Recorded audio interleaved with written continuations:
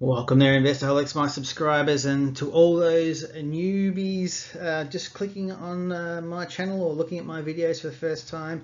This is the ETF Spotlight Review. Today we'll be taking a look at QR, which I think is a very exciting ETF. That is the ETF's S&P Biotech ETF. Obviously, ETF Securities is a bit of a mouthful, but ETF Securities is the ETF issuer. Biotechnology companies focus on research and development of innovative drugs and treatments that use complex biological materials in their development. Right now, biotechnology is a very interesting space to be looking for investments. However, it can be high risk industry with high costs for drug development and high chances of failure. The rewards for successful trials and drug developments can be huge, though. I mean, that's pretty much why I'm reviewing this one, because I think the returns can be quite good. In any given year, roughly, research sort of says that 45% of clinical phase 3 trials typically fail for a range of reasons. With the average cost for developing the drug estimated at around 2.1 billion US dollars, so it's definitely not cheap to create a new drug from scratch. The trials and approvals process can take years, in most cases sort of up to 10 years or more, with less than 12% reaching approvals status with the FDA. So, only 12% of all drugs, when they start out, actually end up being approved by the FDA in America. So it's definitely high risk and high reward. But I think in this climate, with the changing economies and also with the COVID-19, this is one probably worth having a look at. So stick around, and I hope you enjoy the rest of the video. Well, hello there, Investorholics. This is Scott. Crack the Sky Value Investing will be giving you up-to-date investing news and content so you can navigate the markets wherever you are. My mission is to give you the knowledge and confidence to take control of your own personal finances, expand your investment horizons, and crack your financial sky.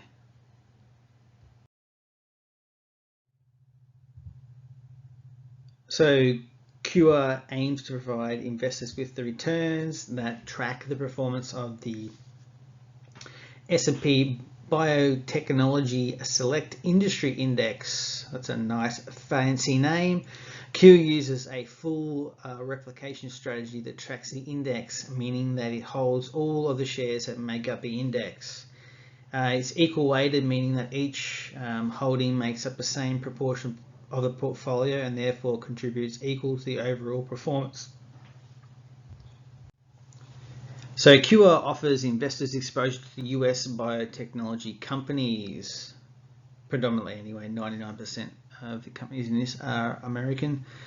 These companies are engaged in research, development, manufacturing, and/or marketing of products based on genetic analysis and genetic engineering.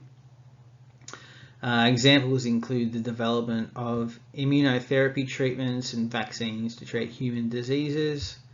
The S&P Biotechnology Select Industry Index tracks performance of the US listed companies. I said predominantly US listed companies. There's a couple of Irish companies thereabouts that are classified as belonging to the GICS biotechnology sub-industry and meet certain market capitalization and liquidity requirements.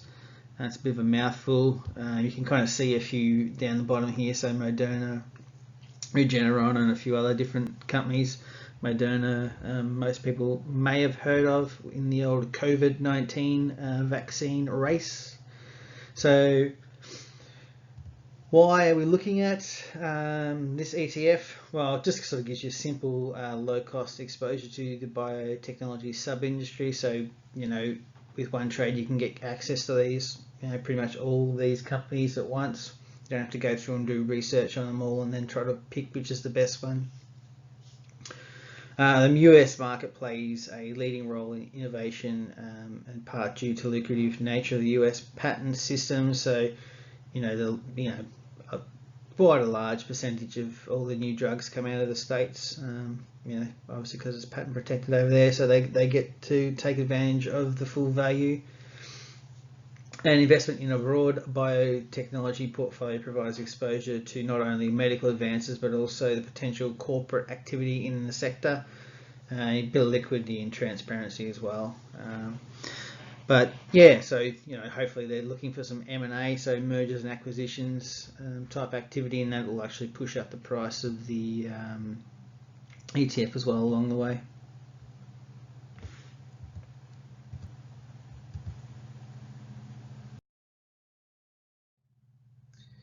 So we had a net asset value of $61.70. It was trading just below that at $61.46.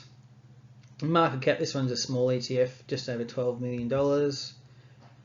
We had a management cost of 0.45%.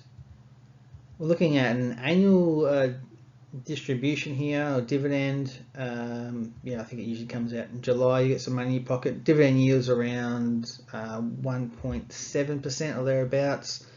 Obviously with the share price going up and down, that fluctuates a bit. So investment in biotechnology companies can be highly speculative, as I've sort of touched on before, as these types of companies tend to have a very low success to failure ratio. Investing across the entire sector removes that need to pick winners and gains exposure to overall advancements in the field. So just pretty much takes, like I sort of said before, it takes away the need to actually worry about researching 100 different companies and trying to pick the one that's going to actually make the breakthrough. With this, you just get them all at once. The ETF is a high growth orientated product constructed mainly from the mid to small cap companies, so that's where they're predicting you're going to get most of the growth, most of the success into the future. So as we kind of touched on before, management is expecting to see profitable mergers and acquisitions activity within the ETF holdings due to the size and nature of the companies held within. So hopefully that can drive some of the gains in the ETF as well into the future. So Cure holds more than 120 biotechnology firms in the portfolio. I think it's 124, 125 actually. As I kind of said, it's got the focus of those mid to small cap companies because that's where they reckon most of the growth is going to come from. Cure has achieved over 22% since inception in late 2018. However, it's relatively new listed product, and it focuses on a high risk sector. I've got to keep pushing that to you guys because this sector is high risk, high reward, and all the rest of that. So there might be a case for watching and waiting to sort of see how this index and this product actually tracks for the next 6 to 12 months before you actually look at putting some money into it. But having said that, it depends on everyone's risk tolerance, and that's always different for different investors. But I think it might be worth just watching this one to see how it goes. If you're looking for other similar ETFs, I couldn't find anything that's the same as this one, but IJX and DRUG, they're more healthcare as opposed to biotech, so that's the difference. So those two sort of track the bigger type of healthcare pharmaceutical companies, Johnson & Johnson, all that type of stuff. But yeah, as I say, we definitely want to have a look at those and see, because they actually might be more suitable for your type of investment, depending on what your goals and aims are. So yeah, as I sort of said, it's done pretty well over the last just under 2 years there. So you've got 22%, so it's performed pretty well. Hasn't performed too bad in the last month or three, considering we've been quite up and down. So you can see the big crash at the end of February, early March there. So it's definitely recovered from all of that, those worries.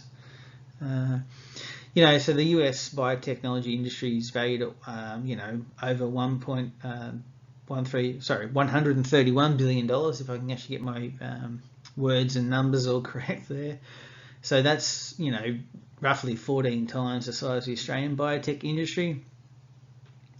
For the reason the US, is pretty dominant in the field, and that's mainly due to the world-renowned US Food and Drug Agency, so the FDA. I kind of touched on the FDA before. So their approval process is pretty difficult. So once you can get approved over there, you're pretty well home and hosed. And going along with that approvals process is actually just the size of the market in America. It's quite a big customer base, and quite lucrative. But definitely, also, if you can break other markets, that's also good. Like China these days is quite a large market. So the COVID-19 pandemic may assist in accelerating the growth of biotechnology. There's a definite possibility, and that's one of the reasons why I'm kind of doing this ETF right now. If you guys put it into your mind. So biotechnology companies have been in the forefront seeking vaccines and cures for COVID-19, as we all know, because we hear that in the news every damn day. There's currently 11 potential COVID-19 vaccines in clinical evaluation, and a further 120 in preclinical evaluation. So the one we've probably heard most about is from Moderna. They're a major biotech company running clinical testing right now.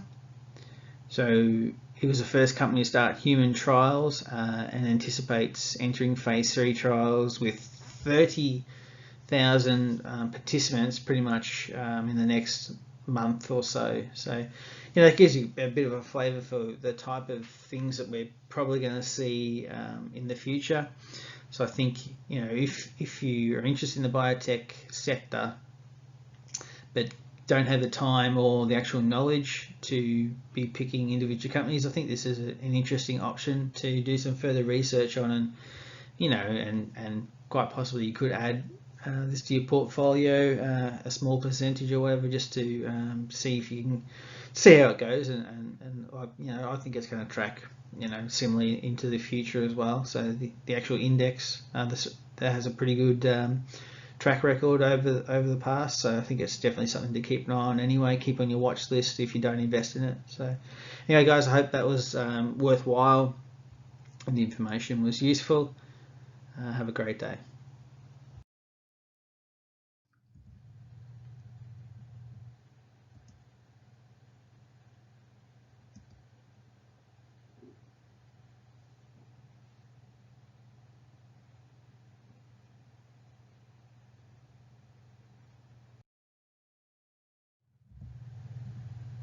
Are you interested in learning more about personal finance and investing in the markets? If you are, then smash the like here on the left hand side and caress the subscribe button on the right hand side. It's Crack the Sky Value Investing. We'll be giving you up-to-date investing news and content so you can navigate the markets wherever you are. Expand your investment horizon and crack your financial sky. Thanks guys. See you later.